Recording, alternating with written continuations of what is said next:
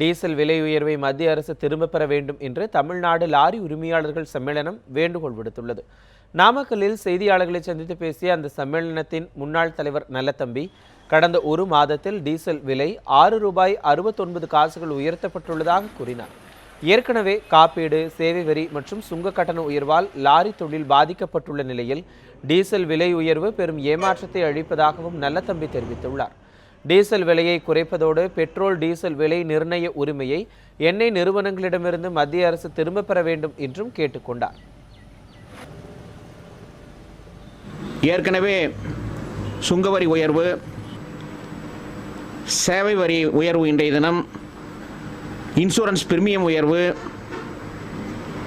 போன்ற பல்வேறு விலை உயர்வு இருக்கின்ற சூழ்நிலையிலே டீசலுடைய விலை உயர்வு என்பது ஏற்றுக்கொள்ள முடியாத சூழ்நிலை.